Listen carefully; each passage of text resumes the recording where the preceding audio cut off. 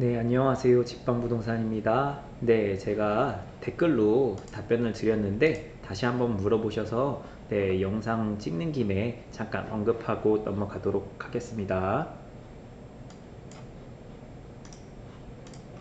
이 내용 보시면은 주인이 지금 이제 계약 기간이 끝나지도 않았는데 1년 지나서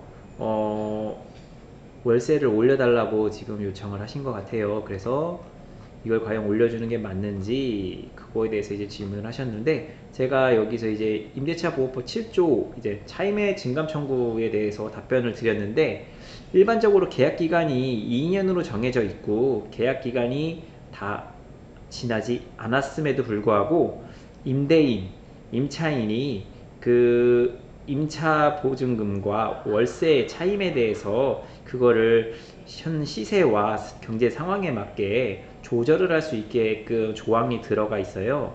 그게 이제 차임 등의 증감 청구권이라고 돼 있어서 요 내용인데, 이 내용이 지금 어디 있는지 모른다고 하셨잖아요. 그래서 제가 이걸 한번 찾아봐 드릴 거고요. 증감 청구권은 계약 기간 만료 전에만 사용할 수 있는 건가요? 네, 이 증감 청구권 같은 경우에는 1년에 한 번씩 사용할 수 있습니다. 네, 1년에 한 번씩 사용할 수가 있는데, 근데 이거가 아까 여기 적혀 있듯이, 이건 제가 리플로 달아드린 거니까 법조항으로 제가 보여드릴게요. 여기서 임대차 보호법이라고 쓰시면은 주택임대차 보호법이 나와요. 주택임대차 보호법이 나오는데, 이 주택임대차 보호법에 들어가시면은 아까 7조였잖아요. 제가 아까 7조라고 했죠. 자, 주택임대차 보호법, 약칭 주택임대차법 이렇게 돼 있는데, 여기 7조를 보시면 차임 등의 증감 청구권이라고 나와요. 그래서 당사자는 약정한 차임이나 보증금이 임차주택에 관한 조세, 공과금, 그 밖의 부담의 증감이나 경제사정의 변동으로 인하여 적절하지 아니하게 된 때에는, 그러니까 이런 경우에만 장래에 대하여 그 증감을 청구할 수 있다라고 돼 있어요. 그래서 임대인 또는 임차인은 이러한 상황이 됐을 때에는 차임을 올려주세요, 내려주세요 라고 요청을 할 수가 있어요. 그리고 요거는 이 경우에 올리거나 내리거나 이렇게 한번 액션을 취하면 1년 이내는 하지 못해요. 그러니까 1년마다는 할 수는 있다는 거예요. 근데 이게 조건이 돼야지만 가능한 거예요. 왜냐면 지금 계약 기간이, 지금 질문자님은 23년도에 끝나는 걸로 제가 일단 글 내용으로는 그렇게 이해를 했는데, 아직 계약 기간이 끝나지도 않았는데 중간에 원래 올릴 수는 없어요. 요런 경우에만 올릴 수가 있습니다. 그래서 주인이 만약에 계약 기간이 끝나지도 않았음에도 불구하고 올려달라 그런다, 그러면은 법대로 하라고 얘기하신 다음에 나는 올려줄 수 없다 라고 얘기하고, 그러면 요거를 증명해라. 네, 임대차 보호법 제7조 요거 조항 하나 보내주시고요. 네, 그러면 이게 과연 조세, 공과 그 밖에 부담의 증감이나 경제적 요거에 해당하는 경우인 거를 증명을 해라. 그러면 올려주겠다라고 얘기하세요. 그리고 만약 이렇게 올리더라도 여기 20분의 1 금액을 초과하지 못한다라고 돼 있어요. 그러니까 20분의 1이면 5%거든요. 5%를 초과해서 올릴 수는 없습니다. 네, 요거 참고하세요. 네, 그 다음에 이제 다음 질문으로 이제 넘어가도록 하겠습니다.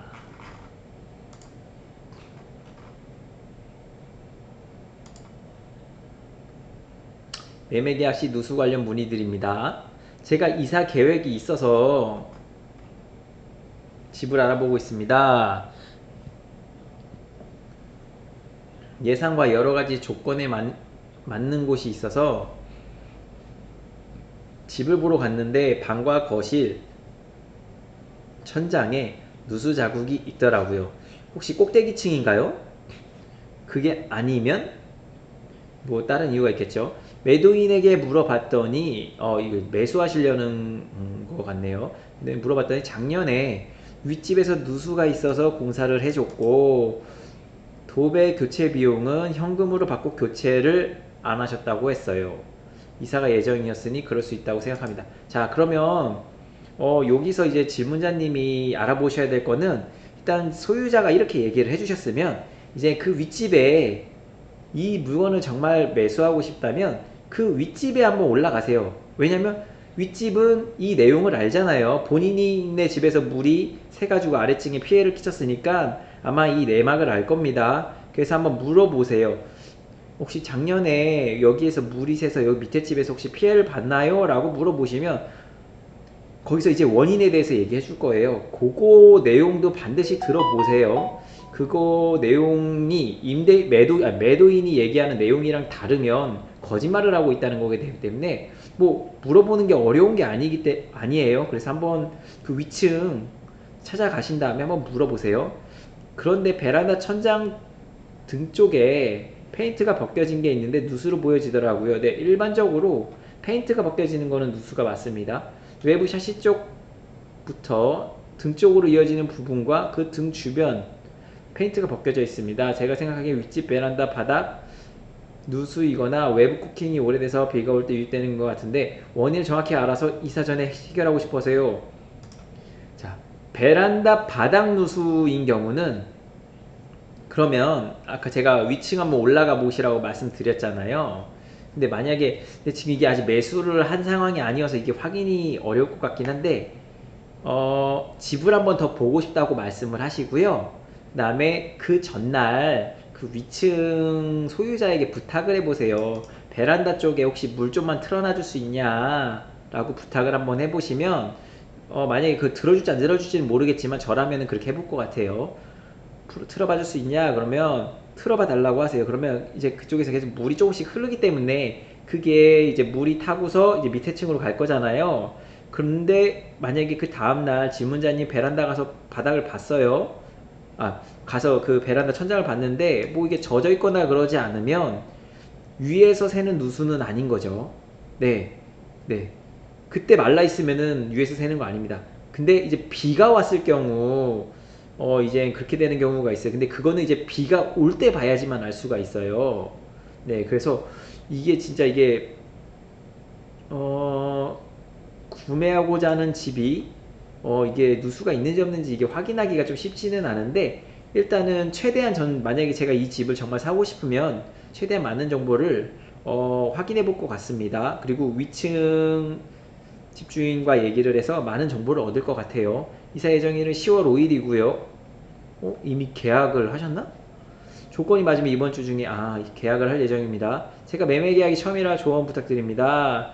누수로 의심되는 곳이 육안으로 발견되었으니 계약 시 외부 누수 탐지 업체에 제 개인 비용을 부담해서 탐지를 해보고 재매도인? 이게 뭐야? 재매도인이 무슨 말이지? 아까 매수자 아니셨어요? 매도자신가? 이게 뭔가 좀 말이 좀 꼬여 있으시네요. 재매도인? 질문하시는 분이 매수인인 것처럼 얘기를 적어 놓으셨던데 지금 여기 지금 질문자님이 말을 계속 헷갈리게 쓰신 것 같은데 지금 여기서 제 개인 비용이면은 매수인 같으신데 개인 비용으로 부담해서 탐지를 해보고 원인이 나오면 수리를 제라는 말을 그럼 왜 쓰신 거지? 일단 다시 정정하겠습니다. 누수로 의심되는 곳이 육안으로 발견되었으니 계약 시 외부 누수 탐지 업체에 매도인 개인 비용 부담으로 해서 탐지를 해보고 원인이 나오면 수리를 매수인이 해주는 조건으로 매매 계약서를 작성하고 싶은데 그래도 괜찮은 건지 싶습니다. 일단은 비가 새는 물건 같은 경우에는 수리를 하더라도 비가 새는 경우들이 있고요. 네. 그다음에 그 윗부분이 이제 만약에 수리가 끝나셨다고 했잖아요. 그러니까 이거는 윗집이랑 일단 얘기가 된 다음에 이 얘기를 적으셔야 될 것 같습니다. 근데 일반적으로 비가 오는 누수 같은 경우에는 수리를 했다고 해서 반드시 잡힌다는 보장은 없습니다. 1번의 조건을 계약하는 것을 매수인이 동의를 하면 이사 전에 수리를 요구해야 하는 건지 이사 후에 제가 수리를 하고 청구해야 하는 건지 궁금합니다. 여기서는 또 매수인처럼 또 쓰셨고 이게 뭔가 헷갈리시는 것 같습니다. 네, 일단 요거는 누수되는 아파트를 거래하시는 건 굉장히 솔직히 신중하게 하셔야 될 것 같고요. 일단 그래도 사고 싶다 그러시면은 이걸 매도인이 고친 다음에 넘기셔도 되고요. 아니면 매수인이 일정 금액만큼을 주지 않고 수리비로 사용하는 방법이 있습니다. 근데 이거는 이젠 저라면은 이 수리 비용만큼을 매매 대금에서 공제하고 살 것 같습니다. 천장 누수 자국의 원인이 윗집 베란다 바닥 누수라면 매도인에게 이사 전까지 수리를 요구하고 싶은데 그것도 가능할까요? 자, 이거 3번인 경우에는 대화 내용이 달라집니다. 얘기가 달라져요. 윗집 베란다 바닥 누수라면 이거를 고쳐야 할 사람은 윗집 소유자입니다. 네, 이거 지금 매도인에게 이사 전에 수리를 요구, 이것도 말도 안 되는 얘기세요. 만약 윗집 베란다 문제라면 윗집 소유자가 네, 이 누수에 대한 수리를 해주셔야 됩니다. 네, 천장 사진 찍지 못했고요. 비슷한 사진 있어 첨부해드립니다. 요렇게 젓는 거는 대부분 샤시에서 먹어 들어와서 되는 겁니다. 네. 그리고 제가 거의 또 없는 것 같고, 아까 등기부 등본 봐주세요에 뭐 하나 봐줄 게 있었어요. 잠시. 요거구나. 신축 등기부 등본 원래 이렇게 늦게 나오나요? 라는 질문이 있었어요. 네. 신축 원룸 가계약금을 넣은 지 2주가 넘었고, 이번 주까지 하면 3주째인데, 원래 이렇게 등기부 등본이 늦게 나오나요? 아마 이거는 정확한 자료가 없기 때문에 확실하게 말씀드릴 수는 없지만, 제가 일단 장부에 등록되는 그 순서에 대해서 말씀드릴게요. 건축주가 시공사를 선정을 해가지고 집을 짓잖아요. 그러면 그 건물이 다 지어진 다음에 이거를 사용 승인 허가를 받습니다. 이 사용 승인 허가는 뭐냐면 이 건축물이 그 관공서에 신고한 내용대로 면적과 어떤 기타 사항들이 정확하게 일치하여 이 건물을 적법하게 진 것이 맞는지 확인하는 과정이거든요. 그래서 그 사용 승인이 끝나고 나면 이제 그 구청에서는 이거를 이제 등기소에게 이거를 촉탁을 하게 돼요. 네, 그래서 이런 건축주가 이런 건축물을 이젠 지었으니 이거에 대해서 이제 등기를 하시오 라고 이런 식으로 해가지고 제 기억이 맞으면 이걸 촉탁을 하게 되면 등기소에서는 이 건축물 대장이 이제 아까 나왔잖아요. 관공서에서 승인을 해줬기 때문에 이 건축물 대장을 근거로 해서 이제 등기부 등본에 이제 기재를 하게 됩니다. 네. 그래서 이제 건축주가 이제 소유권 보존이라는 거를 하게 되고 이제 그때부터 이제 소유자가 이제 등기가 됐기 때문에 임대차 계약 또는 매매 또 근저당 설정 이런 것들을 이러한 법률 행위를 할 수 있게 됩니다. 그래서 아직 사용 승인이 났는지 안 났는지에 대해서 그 건축주 계약을 하신 분에게 한번 여쭤보시기 바랍니다. 네, 오늘 여기까지 하겠습니다.